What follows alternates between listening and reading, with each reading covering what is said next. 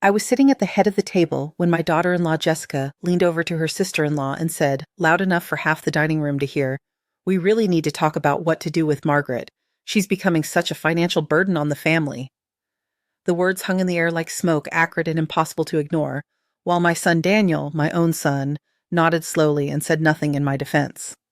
I set down my wine glass with the kind of care you use when you're trying very hard not to let your hands shake, and I looked around the table at the faces of my children and their spouses, all of them suddenly very interested in their autumn harvest salads, and I thought about how none of them had any idea that the mahogany beneath their elbows, the crystal chandeliers above their heads, the soft jazz filtering through speakers hidden in crown molding, all of it belonged to me.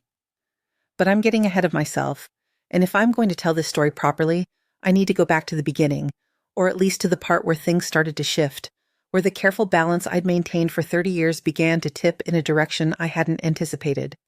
My name is Elizabeth Thornton.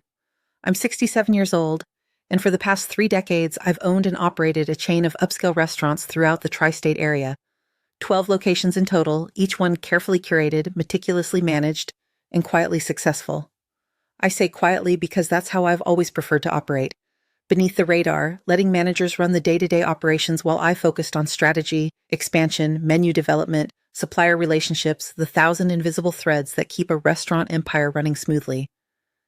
When my husband Robert died 15 years ago, heart attack at 57, sudden and devastating in the way these things always are, I made a decision that seemed sensible at the time but which I've come to question in recent years. I didn't tell the children about the full extent of the business. They knew I had some restaurants, they knew I worked in hospitality management, but they didn't know the specifics, didn't know about the corporate structure, the real estate holdings, the investment portfolio that had grown substantially over the years. Robert and I had always been private about finances, had always believed that children should make their own way in the world without the corrupting influence of expected inheritance.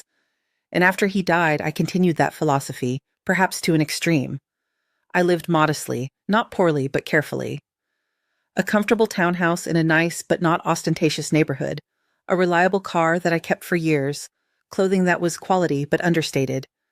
I helped the children when they needed it, paid for weddings, contributed to down payments, covered unexpected medical bills, but I never made a show of wealth, never flashed money around in a way that would make them see me as anything other than their capable, independent mother who had done well enough for herself.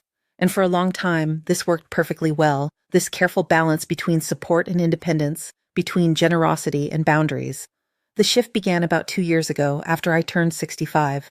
That's when Daniel's wife Jessica started making comments about my age, about how I should be slowing down, about how concerning it was that I still went to the office every day, still traveled to check on various locations, still maintained the same work schedule I'd kept for decades. At first the comments were gentle, wrapped in concern, delivered with the kind of syrupy sweetness that Jessica had perfected over her 10 years of marriage to my son. "Mom, are you sure you should be driving all the way to Connecticut by yourself? What if something happened?" But gradually they shifted, became more pointed, more insistent.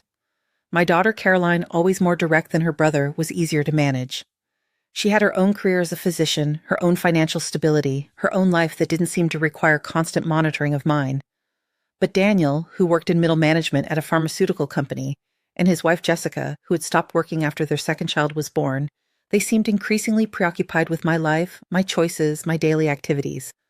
They started dropping by unannounced, letting themselves in with the key I'd given them for emergencies, commenting on what I was eating, suggesting I might want to consider downsizing to a smaller place, perhaps something in a community where there would be support services available.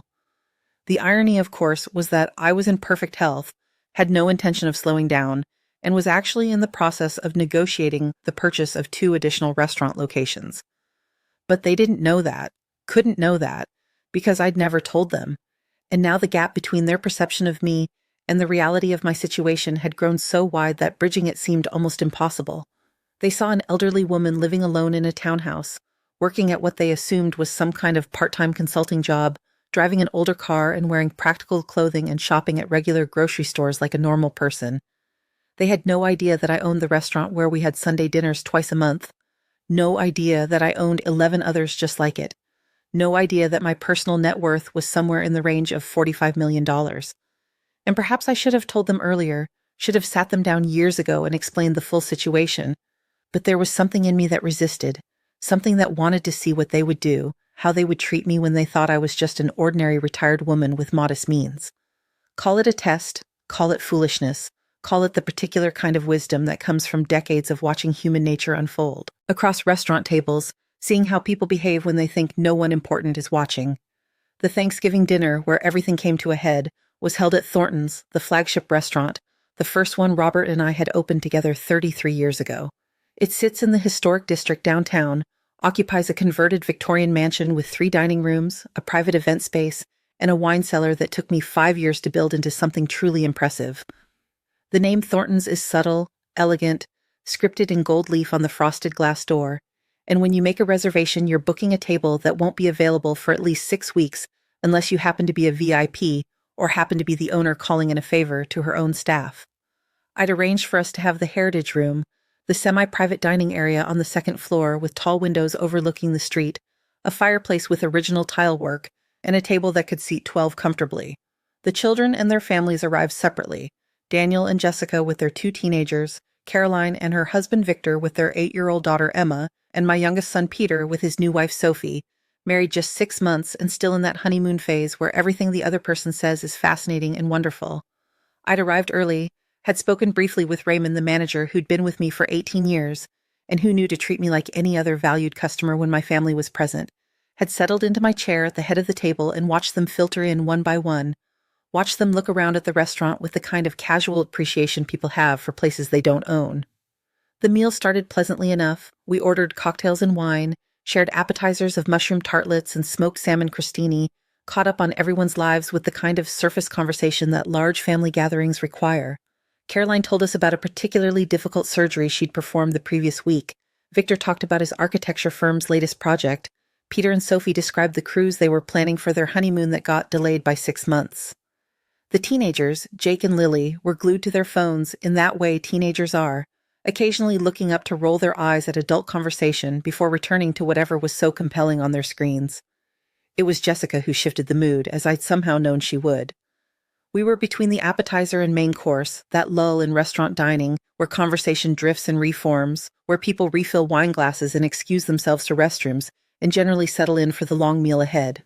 Jessica was sitting to my right, had been unusually quiet during the initial conversation, and when she finally spoke, it was in that bright, cheerful tone that I'd learned to recognize as her prelude to something unpleasant. "So, Mom," she said, and I noticed that Caroline's head came up slightly, noticed the way Peter glanced at his wife as if to say, "Here we go. Daniel and I have been thinking, and we really feel like we need to have a family conversation about your living situation." I took a sip of my wine, a very nice Pinot Noir from a vineyard in Oregon that I'd personally visited last spring to establish a direct relationship with the owner. "My living situation?" I asked, keeping my voice pleasant, curious, as if I had no idea where this was going. "Well, you're living alone in that big townhouse, and we worry about you," Jessica continued, leaning forward slightly, her blonde hair falling over one shoulder in a way that seemed calculated for sympathy. "What if something happened? What if you fell and no one found you for hours, days?" Daniel nodded, finally entering the conversation. "We've been looking into some really nice senior living communities, Mom. Places where you'd have your own apartment, but also access to meals, activities, medical support if you need it. There's one in Westchester that's actually quite lovely. Lots of amenities, very upscale." I set down my wine glass and looked at my son, this man I'd raised, this person I'd sacrificed countless hours for, driven to soccer practices and band concerts and college visits, helped through breakups and job losses and the general chaos of becoming an adult. "I'm 67, Daniel, not 97. I don't need assisted living. I don't need activities coordinators.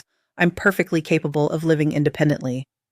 "Of course you are, Bassier," Jessica said quickly, reaching over to pat my hand in a gesture that made me want to pull away, but I kept still, kept calm, let her continue. "No one's saying you're not capable. We're just thinking ahead, planning for the future. And honestly, the townhouse is probably worth quite a bit in the current market. If you sold it, you could pay for a really nice facility, and there might even be some left over to help Daniel and me with the kids' college funds. Jake's going to be applying to schools next year, and you know how expensive tuition is these days." There it was, lodged in my chest like the tip of a needle, the real reason for this concern, this sudden interest in my living arrangements. They wanted money. They thought I was sitting on a valuable property that could be liquidated and distributed, thought that I should sacrifice my independence and my home to make their lives easier, to fund their children's educations, to solve their financial pressures. Caroline had been quiet during this exchange, but now she spoke up, her voice carrying the careful neutrality she used with difficult patience. Maybe we should let Mom think about this, not push for decisions over Thanksgiving dinner. But Jessica was on a roll now, had apparently decided this was the moment to press her case. The thing is, Caroline, you're not dealing with the day-to-day worry like Daniel and I are. You live 2 hours away. You're not the ones checking on Mom, making sure she's okay, dealing with the reality of the situation. The reality is that she's getting older and she needs more support than she's willing to admit, and someone has to be practical about this. Practical, I repeated, tasting the word, finding it bitter. By which you mean selling my home and moving into a facility so you can access the equity. Jessica's eyes widened, her hand moving to her chest in that classic gesture of wounded innocence. Mom, that's not fair. We're thinking about your safety, your well-being. The money is completely secondary. Secondary but not irrelevant, I said quietly, and I watched her face flush, watched Daniel shift uncomfortably in his seat, watched Caroline and Victor exchange a glance that suggested they'd known this was coming and had hoped to avoid it. The server arrived then with our entrees, perfectly timed to break the tension, and for several minutes we focused on the food. Herb-crusted lamb chops for Daniel, pan-seared scallops for Jessica, the restaurant's signature beef Wellington for me. The meal was exquisite, as I knew it would be, because I'd trained the chef myself, had worked with him for 3 years to perfect the menu, had tasted every single dish multiple times before approving it for service. I ate slowly, methodically, while the conversation around me reformed into safer topics, while everyone pretended the previous exchange hadn't happened. But then Jessica's sister-in-law Amanda, Peter's new wife Sophie's sister, who had apparently been invited without my knowledge, arrived late, breathless and apologetic, squeezing into the seat next to Jessica and immediately launching into an explanation about traffic and parking that no one particularly needed. And it was to Amanda, this near stranger at my family table, that Jessica leaned over and said, loud enough for half the dining room to hear, "We really need to talk about what to do with Margaret. She's becoming such a financial burden on the family." The room seemed to stop, or perhaps it was just my perception of time stuttering, hanging suspended in that moment. A financial burden. Those 3 words, delivered so casually, with such certainty, as if they were objective fact rather than stunning fiction. I was a financial burden. I, who owned the building we were sitting in, who paid the salaries of every person serving us, who had quietly funded their lives for decades without asking for recognition or gratitude. I was the burden. I watched Amanda's eyes widen slightly, watched her glance at me and then quickly away, clearly uncomfortable with being drawn into family drama. I watched Daniel nod slowly, sadly, as if confirming a difficult truth.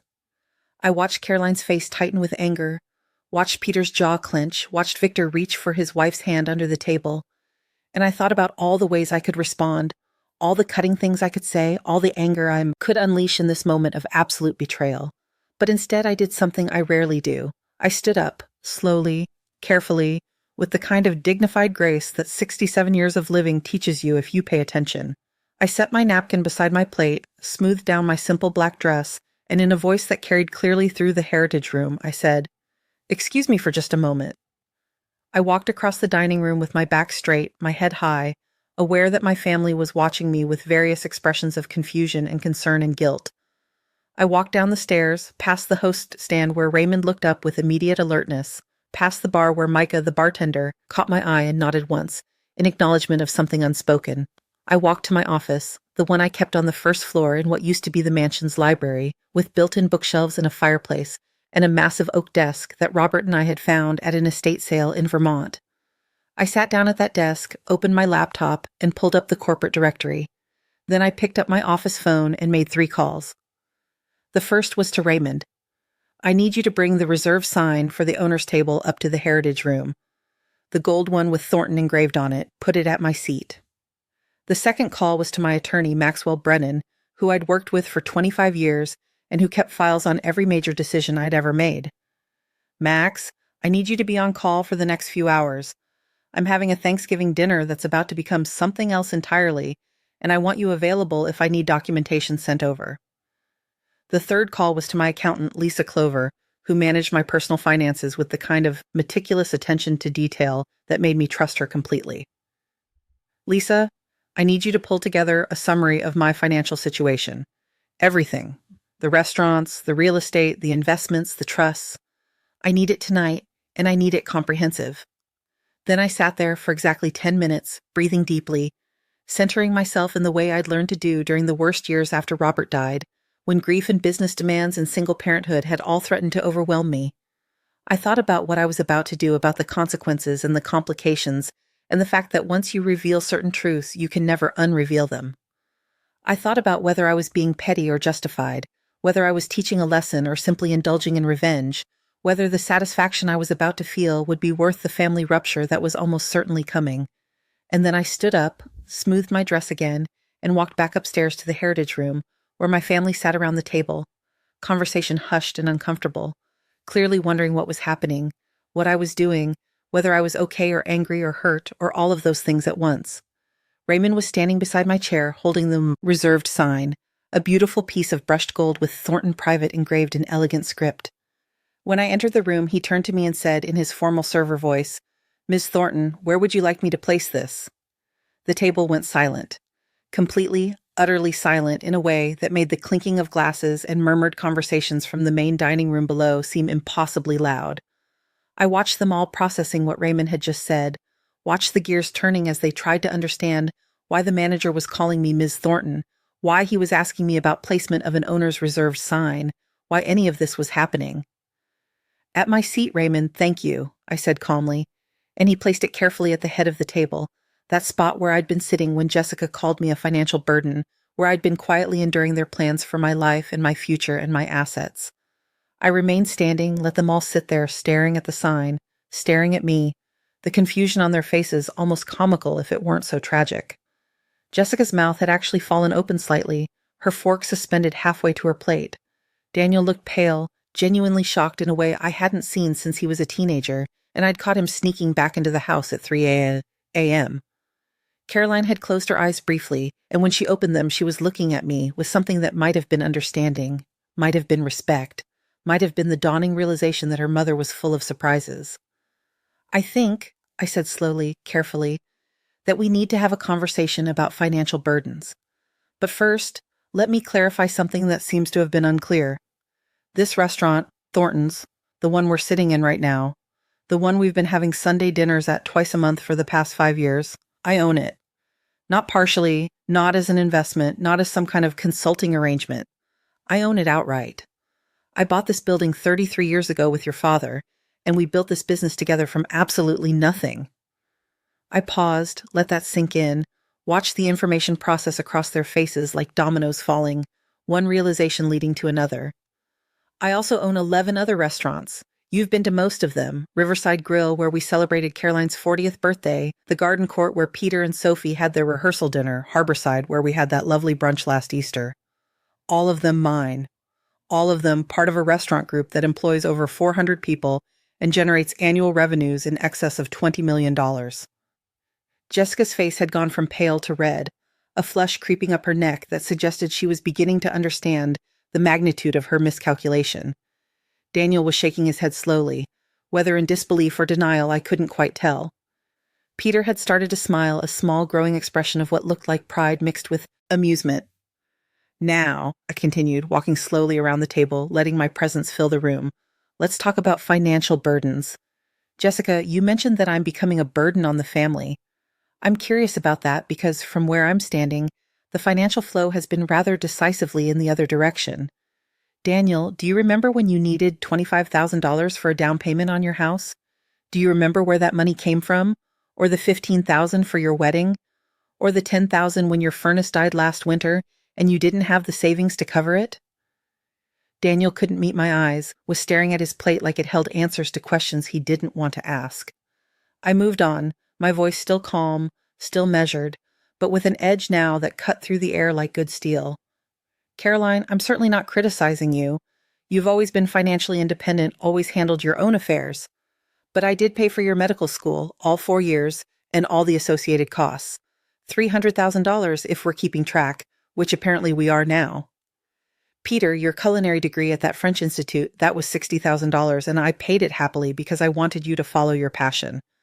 Your wedding 6 months ago, another $30,000. These aren't criticisms, these are facts, financial facts that seem relevant to a conversation about burden. I returned to my seat, sat down carefully, and folded my hands on the table. Here's what I find interesting about all of this. I've spent the past 30 years quietly supporting this family, helping when help was needed, staying involved but not intrusive, living modestly and working hard and building something substantial. And I never asked for recognition, never demanded gratitude, never made any of you feel like you owed me anything. I certainly never called any of you a burden. Jessica finally found her voice, though it came out higher than usual, strained with something that might have been panic. Mom, I didn't mean, we had no idea if we'd known. If you'd known what? I interrupted gently. If you'd known I was wealthy, you would have treated me differently? You would have respected my choices about where to live and how to spend my time? The problem, Jessica, isn't that you didn't know about the restaurants. The problem is that you saw an older woman living a modest life and decided she must be weak, must be confused, must need to be managed and controlled and possibly exploited for her real estate equity. The problem is that you looked at me and saw a burden rather than a person. The silence that followed was profound, broken only by the sound of someone at the next table laughing at something, the clink of glasses, the ordinary sounds of a restaurant full of people having normal Thanksgiving dinners, where families weren't imploding over revealed truths and financial reckonings. Daniel finally spoke, his voice quiet, ashamed. Mom, I'm so sorry. I should have defended you. I should have shut down the conversation about senior living. I should have... He stopped, shook his head. I don't know what I was thinking. You were thinking about college tuition, I said flatly. You were thinking about financial pressure and how nice it would be if someone else solved your problems. You were thinking that I'm old and probably not using my assets wisely, and maybe it was time for the younger generation to take over. And you know what the really sad part is? If you had come to me directly, if you had said, Mom, we're struggling with college costs, could you help? I probably would have. I've always helped when asked. But instead you tried to manipulate me, tried to convince me I was too old and too fragile to live independently, tried to make me doubt my own capabilities so you could access my home equity. That's not asking for help. That's something else entirely. Jessica was crying now, tears streaming down her face, her mascara starting to run in dark tracks. We were wrong. I was wrong. I'm so sorry. Please, Mom, please don't. She didn't finish the sentence, but I knew what she wasn't saying. Please don't cut us off. Please don't change your will. Please don't make us pay for this mistake.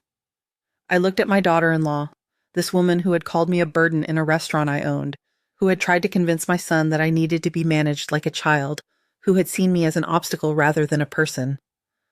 I looked at her and felt, not anger exactly, but a kind of cold clarity about who she was and what she valued and how careful I would need to be going forward.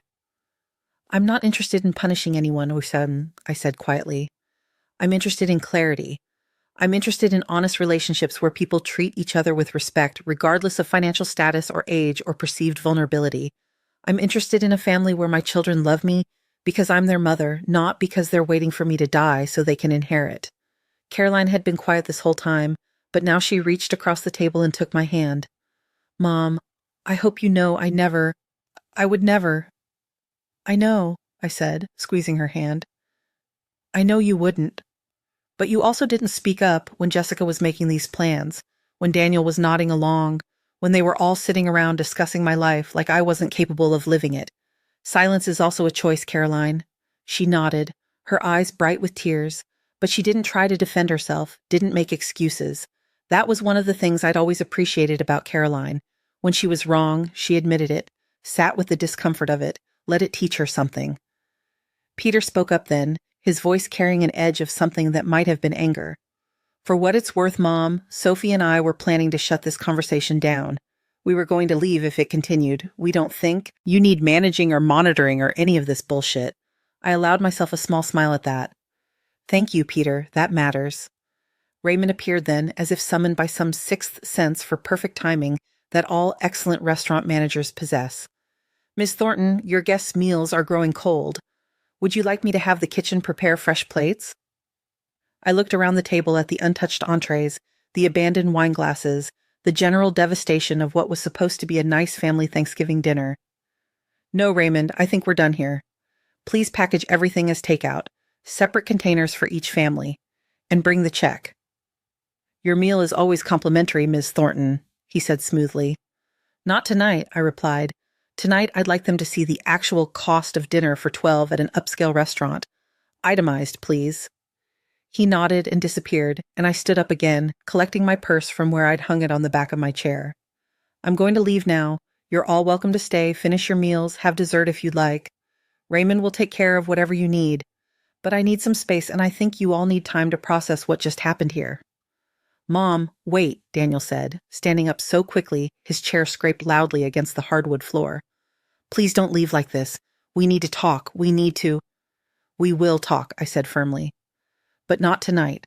Tonight I need you to sit with the discomfort of realizing you catastrophically misjudged your mother. I need you to think about what respect actually means, about how you treat people when you think they're vulnerable, about whether the kind of people you've been today are the kind of people you want to be.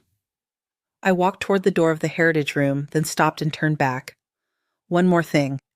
I've been documenting every financial gift I've given to this family for the past 30 years. Every down payment, every emergency fund, every tuition check, every wedding contribution. My attorney has all of it, itemized and dated and saved. Not because I plan to demand repayment, but because I wanted to have clarity about exactly how much of a burden I've been. The current total, adjusted for inflation, is approximately $1.8 million. So when you're having conversations about my money, about my assets, about what should happen with my estate, remember that number. Remember that I've already given you more than most people see in a lifetime, and I did it quietly, without expectation of gratitude, because that's what parents do for children they love. I left them sitting there, walked down the stairs and through the main dining room, where other families were having normal holidays, walked past Raymond, who gave me a subtle nod of support, walked out into the November evening, where the air was cold and clean and free of the complications of family obligation. I drove home to my townhouse, that place they'd wanted me to sell, and I sat in my living room with a glass of wine and thought about everything that had just happened. I thought about the look on Jessica's face when she'd realized the magnitude of her mistake, about the shame in Daniel's eyes, about Caroline's quiet acknowledgement of her own passive complicity. I thought about whether I'd been too harsh, whether I should have handled it differently, whether the satisfaction I felt was justified, or whether I was just being a vindictive old woman who couldn't take a little criticism. But mostly I thought about the years ahead, about how this Thanksgiving would mark a turning point in my family relationships, about how nothing would ever quite be the same again. They knew now what I was, what I'd built, what I was capable of. They knew I wasn't someone who could be managed or manipulated or convinced to doubt her own judgment. They knew that the little old lady they'd been so worried about was actually a successful businesswoman who'd been watching them very carefully for a very long time. The texts started coming around 9 o'clock, a flood of apologies and explanations and desperate attempts to walk back what had been said. Daniel. Mom, please call me. I'm so ashamed of myself. Jessica is devastated. We love you so much, and we were so wrong about everything. Caroline, I should have spoken up. I should have shut it down immediately. I'm sorry I let you down. Peter, you're a badass, and I love you, and I'm proud of you, and also slightly terrified. Even Jessica, though hers took longer to arrive, and when it came, it was longer, more desperate. Mom, I know I don't deserve your forgiveness, but I'm begging you to please give me a chance to make this right. I was wrong about everything.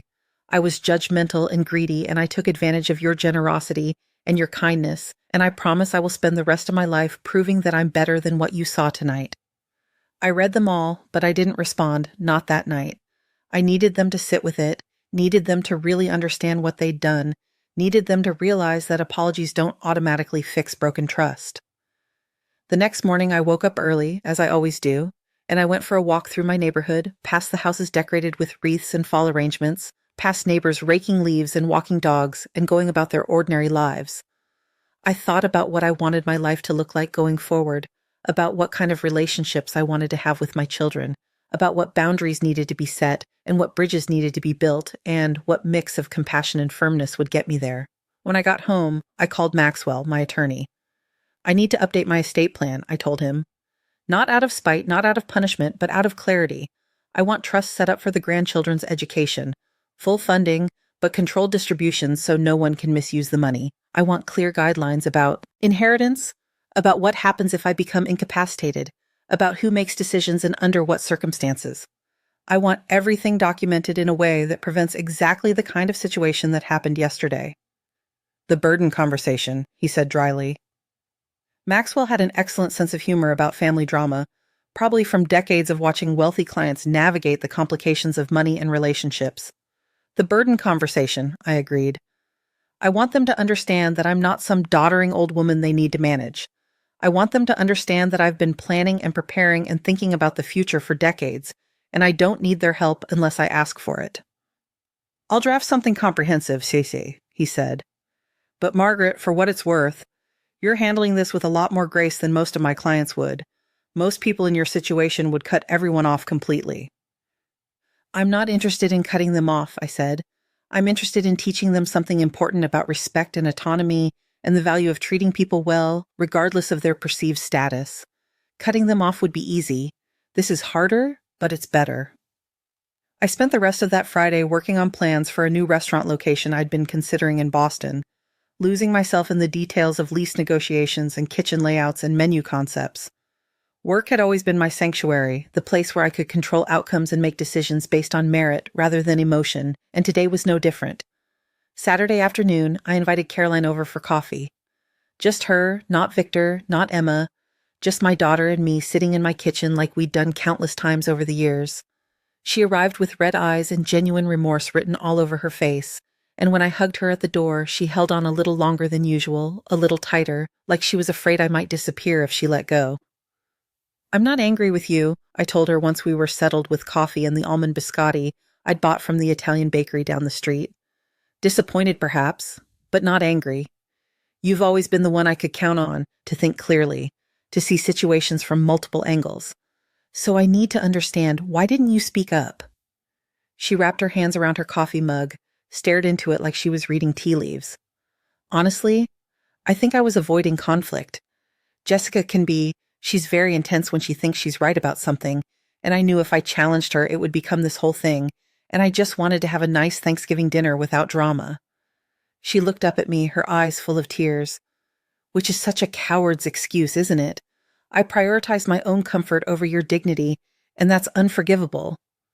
It's human, I said gently. It's understandable, but it's also something you need to work on, because silence in the face of injustice is its own kind of betrayal. Not as bad as active cruelty, certainly, but harmful nonetheless.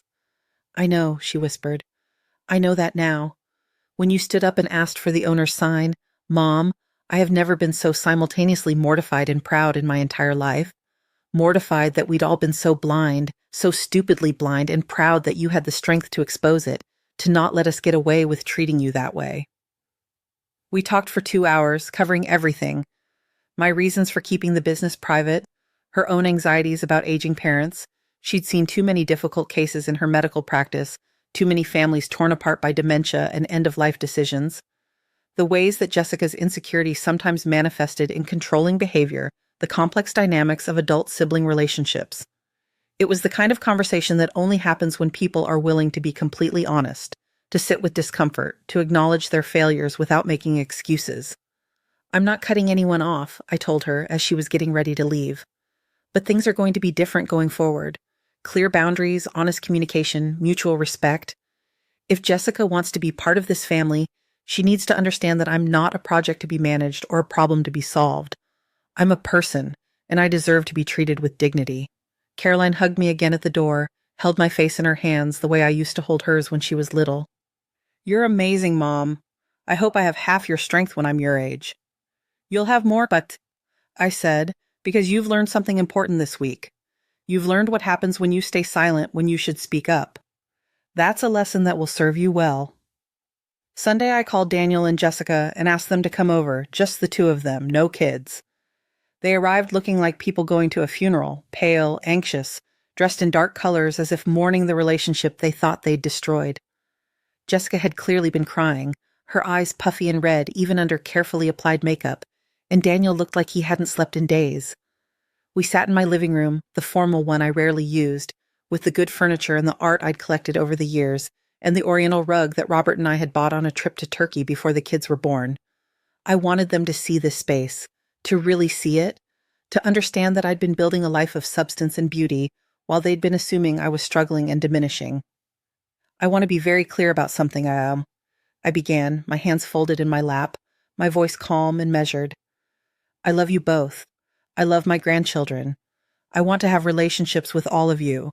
But those relationships need to be built on truth and respect, not on assumptions and manipulations. We understand, Daniel said quickly. Mom, we completely understand, and we're so— Let me finish, I interrupted gently. I need you to understand not just that you were wrong about the specifics, about my finances, about my capabilities, but about the fundamental approach you took. You saw someone you thought was vulnerable, and instead of asking what I needed, you decided what I needed. You made plans for my life without consulting me. You discussed my future as if I wasn't competent to determine it myself. That's not love, Daniel. That's control. Jessica was crying again, silent tears tracking down her face. I know, she whispered. I know that now. I think I was projecting. My grandmother, she declined so quickly, and it was so hard, and I think I was seeing things that weren't there because I was so afraid of going through that again. And the money— She stopped, swallowed hard. I won't lie and say the money didn't matter. We've been stressed about college, about retirement, about all of it, and when I thought you might have equity in the townhouse, I let myself think that maybe— She couldn't finish, but she didn't need to. Maybe I should sacrifice my home and my independence to solve your financial problems, I finished for her. Jessica, here's what I want you to understand. If you had come to me and said, we're struggling, we're worried about Jake's college costs, could you help? I would have helped. I've always helped when asked, but instead you tried to convince me I was incapable, tried to make me doubt myself, tried to manipulate me into a decision that served you rather than me. Do you see the difference? She nodded miserably. I see it. I'm so ashamed. Good, I said, and my tone wasn't cruel, but it was firm. Shame means you understand the gravity of what happened. Now the question is what you do with that shame. Do you let it crush you, or do you let it teach you something about how to be better? Daniel leaned forward, his elbows on his knees, his face anguished. Mom, how do we make this right? What can we do? You start by accepting that things have changed, I said. You start by understanding that I'm not someone who needs your supervision or your management. You start by recognizing that age doesn't equal incompetence, and that I'm actually quite capable of running my own life, thank you very much. You start by treating me the way you'd want to be treated if the roles were reversed. I stood up, walked to the sideboard where I'd placed a folder earlier that morning. Inside were documents I'd had Maxwell prepare, the updated estate plan, the educational trusts, the clear guidelines about inheritance and decision-making. I handed it to Daniel. This is my new estate plan. You're both welcome to read it. I want you to understand exactly what's been arranged, exactly what will happen if I become incapacitated or when I die, exactly what provisions I've made for the grandchildren. I want complete transparency because secrecy is what got us into this mess in the first place. Daniel opened the folder, started reading, and I watched his eyes widen as he processed the numbers, the structures, the careful thought I'd put into every detail. Mom, the educational trusts alone are $2 million, spread across all 4 grandchildren with controlled distributions and performance requirements, I said calmly. They'll never have to worry about tuition or books or living expenses. But the money will be managed by professional trustees, not by you or Jessica, and there are clear guidelines about academic progress and responsible behavior. I've also set up a family foundation that will provide modest annual distributions to you and Caroline and Peter, structured in a way that provides support without creating dependency. Jessica was reading over Daniel's shoulder, and I watched her face transform from shame to shock to something that looked like overwhelmed gratitude. Mom, this is so generous. This is so much more than we deserve, especially after— It's not about deserving, I said. It's about providing for my family in a way that's healthy and sustainable. It's about making sure you're supported without making you dependent, about giving the grandchildren opportunities without spoiling them, about structuring things so that money helps rather than hurts. This is what I've been doing for the past 30 years, building something substantial so that all of you would have security. But I needed you to understand that this is my choice, my timeline, my decision, not yours. We talked for another hour, working through details and questions, and the complicated emotional landscape of repairing broken trust. When they left, Jessica hugged me at the door with the kind of fierce gratitude that felt genuine, felt like she really did understand what had been at stake and what had been saved. I won't waste this, she said quietly. I won't waste this second chance. I'll prove to you that I'm better than what you saw on Thursday. I believe you, I said, and I meant it, because people can change if they're willing to do the uncomfortable work of examining their own motivations and failures. The following week settled into a new kind of normal. Thanksgiving had exploded the old patterns, the old assumptions, and now we were all navigating relationships that felt simultaneously more honest and more fragile. Caroline called more often, sent thoughtful texts about things she was reading or experiencing that reminded her of me. Peter and Sophie invited me over for dinner at their apartment, and we spent the evening talking about his culinary career and whether he might want to consider running one of my restaurants someday, maybe taking over when I was ready to step back. Daniel and Jessica were more tentative, more careful, clearly still processing everything that had happened. They came over for Sunday dinner at my townhouse 2 weeks after Thanksgiving, brought the teenagers who were surprisingly mature in their questions about my business, about how I'd built something from nothing, about what it took to succeed in a competitive industry. Jake, who was 17 and about to start applying to colleges, asked intelligent questions about entrepreneurship and risk-taking that suggested he'd been thinking about his own future in new ways. Grandma, he said over dessert, did you ever think about giving up?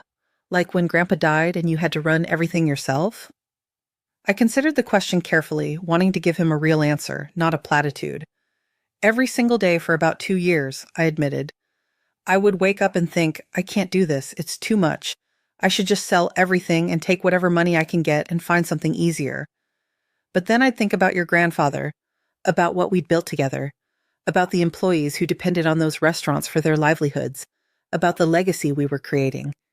And I'd decide I could do it for one more day, and then one more day after that. Eventually, those days added up to years, and the years added up to something I'm proud of. That's kind of badass, Lily said, Jake's 15-year-old sister who usually barely looked up from her phone. She was looking at me now, though, with something that might have been newfound respect. Thank you, sweetheart, I said, smiling. I'll take badass as a compliment. Christmas that year was different from any holiday we'd had before. We rented out the private dining room at Harborside, the restaurant with the view of the marina and the spectacular wine list, and I invited not just the family but also key employees. Raymond and Micah from Thornton's, my general manager Patricia, who oversaw operations across all locations, Lisa, my accountant, even Maxwell, my attorney. I wanted my children to meet the people who made my professional life work, wanted them to understand the scope and scale of what I'd built, wanted them to see me in my element as a businesswoman rather than just their mother. It was a revelation for all of them, I think, watching me interact with my team, seeing the respect and affection between us, understanding that I had a whole world they'd known nothing about. Patricia told stories about negotiations I'd won, deals I'd closed, problems I'd solved with a combination of creativity and steel that had earned me a reputation in the industry. Raymond talked about how I'd personally trained every manager in the company, how I knew the menu at each location by heart, how I still showed up for surprise inspections and would notice if a sauce was off or a table wasn't properly set. Your mother, Patricia said, raising her wine glass, is the toughest, smartest, most demanding boss I've ever had. She's also the fairest and the most loyal. When my daughter was sick 3 years ago and I needed to take family leave, she held my job, paid my full salary, and sent meal deliveries to my house twice a week for 6 months. That's the kind of person she is. I watched my children's faces as they absorbed this information, this glimpse of the person I was outside the context of motherhood. Caroline was smiling, Peter looked proud, and Daniel and Jessica both seemed to be seeing me with new eyes, understanding perhaps for the first time that I was a complete person with a full life that existed independent of my relationships with them. After dinner, when people were mingling and the restaurant's Christmas lights were reflecting off the dark water of the marina, Daniel pulled me aside. Mom, I need to tell you something. Jessica and I have been in therapy. I raised my eyebrows. Oh? Thanksgiving made us realize that we had some really unhealthy patterns. About money, about control, about how we view aging and vulnerability. The therapist has been helping us understand where some of this came from, how to communicate better, how to recognize when we're being manipulative rather than supportive. He paused, looked down at his drink. I always thought I was a good son. It's been hard to realize I wasn't, not really, not when it mattered. You're learning, I said gently. That's what matters. Not that you were perfect, but that you're willing to examine your failures and grow from them. He looked up at me, his eyes bright with emotion. Did you ever doubt that we loved you? During all of that, did you think we didn't care? I thought about the question, about all the layers of it, about the difference between love and respect, between caring and truly seeing someone. I never doubted that you loved me, I said slowly. But I did wonder if you respected me, if you saw me as a full person or just as a role you needed me to play. Love without respect is a complicated thing, Daniel. It's real, but it's not enough. I respect you now, he said firmly, more than I can possibly express, and I'm going to spend the rest of my life proving it to you. I believe you, I said, and I hugged him, this son who'd disappointed me so deeply and who was working so hard to be better. As winter turned to spring, I found myself thinking about what I wanted the next phase of my life to look like. I was 67, healthy and energetic, but also aware that I wouldn't work at this pace forever. I started having conversations with Patricia about succession planning, about whether she might be interested in taking over as CEO while I transitioned to a board chair role, about how we could structure the company to survive beyond my active involvement. I also started dating, which surprised everyone, including myself. His name was Thomas. He was 72, a retired architect who'd lost his wife to cancer 5 years earlier. We met at a community theater production. He was building sets. I was on the board of directors. And there was something easy about him, something uncomplicated after the family drama of the fall. He knew about my restaurants from the beginning, because that information was now part of how I introduced myself, and he was impressed but not overwhelmed, interested but not greedy. "So you're rich," he said on our third date when we were having coffee after seeing an art exhibit downtown. "Does that make you happy?" "It makes me secure," I said. "It makes me independent. It makes me capable of taking care of myself and my family. Happy is something different, something that comes from relationships and purpose and feeling like your life has meaning." "And does your life have meaning?" he asked, genuinely curious. I thought about the question, about the restaurants I'd built, about the employees whose lives I'd influenced, about the complicated, messy, wonderful family I was part of. "Yes," I said, "it does. Not always in the ways I expected, and not without struggle and disappointment and occasional betrayal. But yes, it has meaning." "Good," he said, and reached across the table to take my hand. "Because I'm too old to date someone who's still figuring out whether their life matters." I laughed at that, at his directness and his confidence, and the way he seemed to understand without needing lengthy explanations. We started spending more time together, going to concerts and museums, taking weekend trips to visit wineries and historic sites, building the kind of relationship that's possible when you're older and know yourself and don't need someone to complete you, but rather to complement you. The family was suspicious at first, especially Jessica, who I think worried that Thomas might be after my money. But after meeting him a few times, seeing the way he treated me with a combination of respect and affection that had nothing to do with my bank account, even she relaxed and admitted that it was nice to see me happy. "I think I was wrong about what you needed," she told me one afternoon when she'd stopped by to drop off some photos from Christmas. "I thought you needed taking care of, but what you actually needed was someone who treated you like an equal, like a partner." "I'm sorry it took me so long to understand that." "You're still learning, Awa," I said. "We all are. That's the thing about family. You keep making mistakes and hopefully you keep learning, and eventually you figure out how to love each other in ways that actually work." By the time summer arrived, a full 6 months after Thanksgiving, the family had settled into new patterns that felt healthier, more honest, more sustainable. Sunday dinners were still at my townhouse or occasionally at one of the restaurants, but now there was transparency, clear communication, mutual respect. The teenagers asked me for career advice and seemed genuinely interested in my answers. Peter had decided he did want to train to take over one of the restaurants eventually, and we'd started a mentorship program where he worked with Patricia and me to learn the business side of hospitality. Caroline had become more vocal about setting boundaries in her own life, saying no to things that didn't serve her, speaking up when things didn't feel right. And Daniel and Jessica, they were different too, more thoughtful, more careful, more aware of their own tendencies toward control and manipulation. They still struggled sometimes, still caught themselves making assumptions or trying to manage situations that weren't theirs to manage, but they noticed it now, apologized when necessary, corrected course. I was in my office at Thornton's one afternoon in late July, reviewing quarterly financial reports and feeling satisfied with the steady growth across all locations when Raymond knocked on my door. "Miss Thornton, there's someone here to see you. She says she's a reporter from a business magazine, wants to interview you about the restaurant group." I looked up, surprised. I'd always avoided publicity, preferred to let the restaurants speak for themselves rather than becoming a public figure. Did she say which magazine? Business Excellence. She mentioned something about a feature on successful female entrepreneurs over 60. I considered for a moment, then nodded. Send her in. But Raymond, sit in on the interview. I want a witness to what gets said. The reporter was young, maybe 30, with the kind of eager energy that suggested she was still early in her career and saw this as an important opportunity. Her name was Melissa, and she had a digital recorder and a notebook and a series of questions that ranged from standard business inquiries to more personal questions about balancing family and career. So you kept your business success private from your family for decades, she said, after we'd been talking for about 30 minutes. That's unusual. Most people want their children to know about their accomplishments. I wanted them to know me as a person, not as a bank account, I said carefully. I wanted relationships built on genuine connection rather than financial expectations. But that backfired, didn't it? She pressed, and I realized she'd done her homework, had somehow heard about the Thanksgiving incident.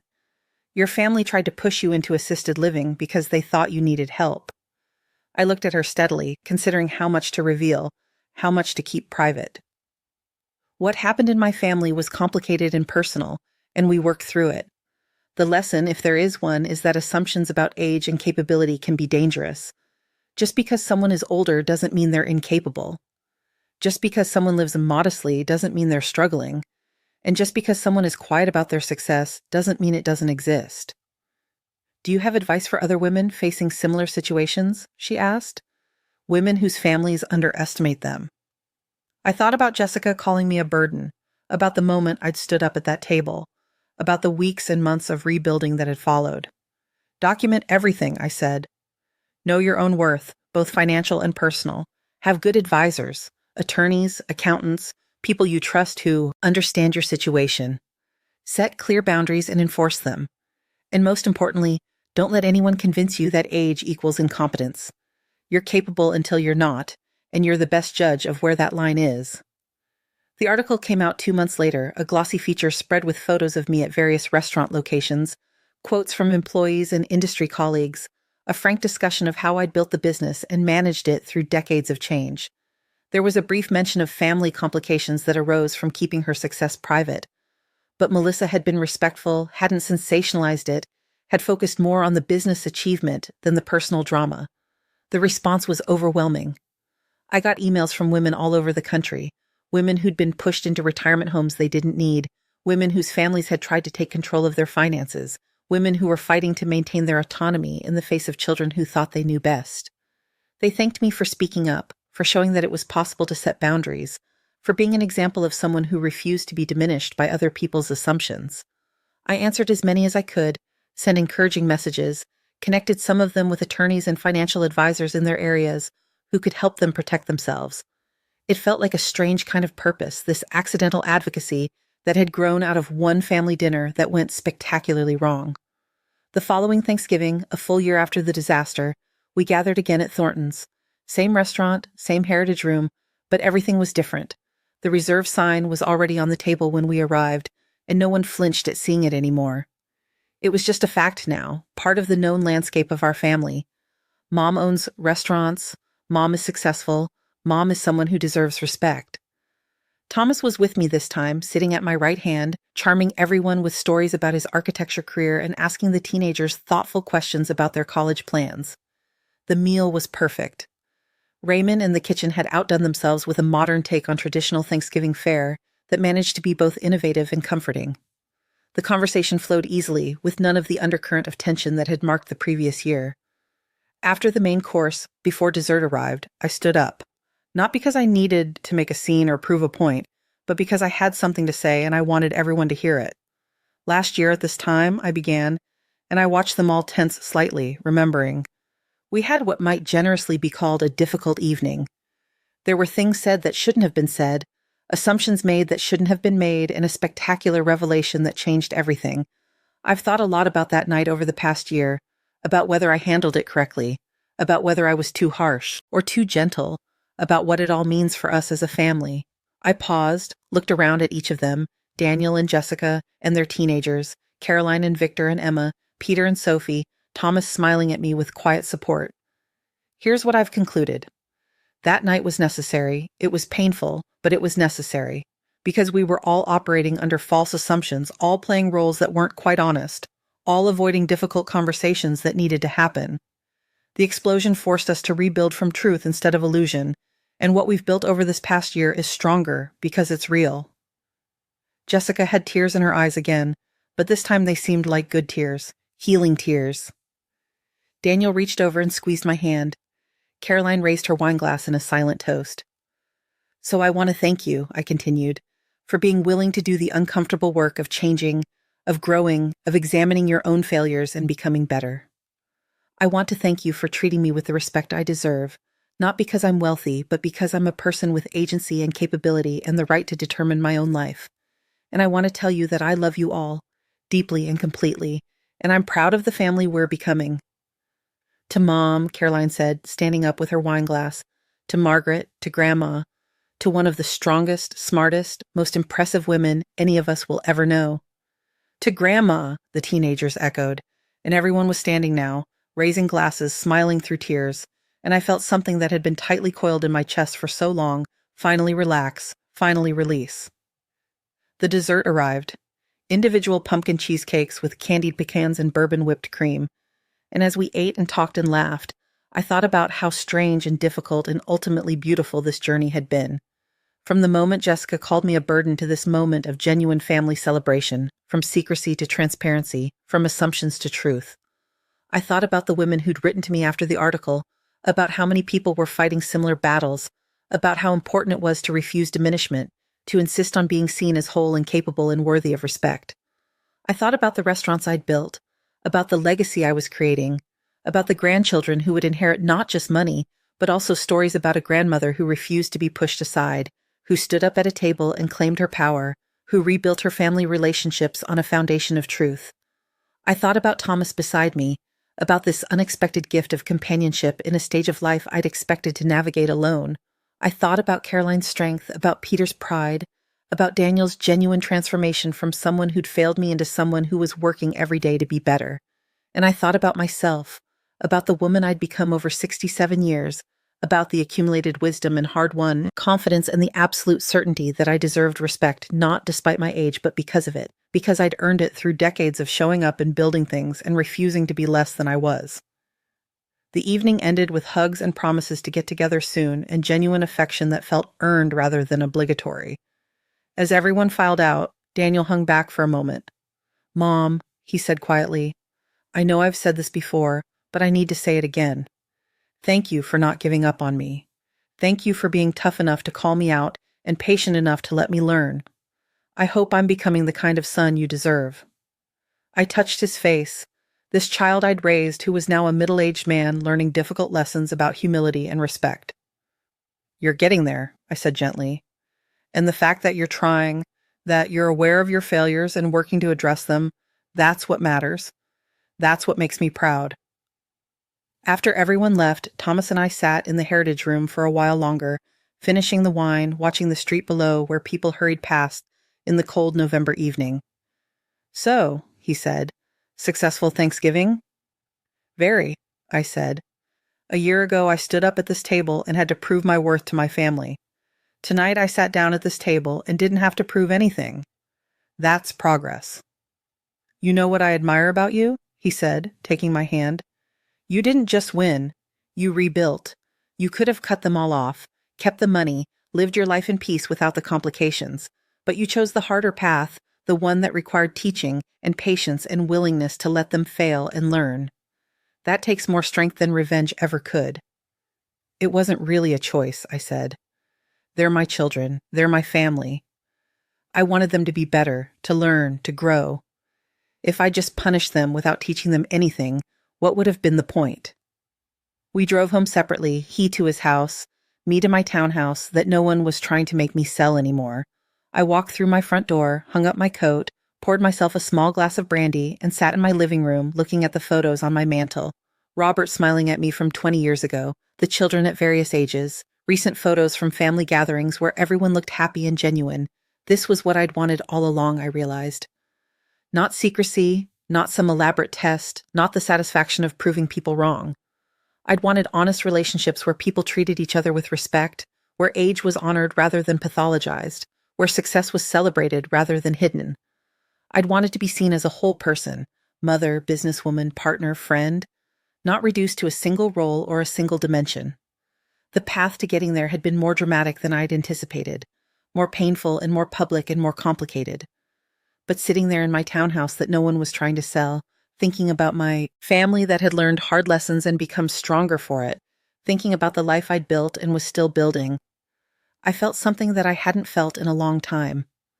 I felt completely, utterly at peace.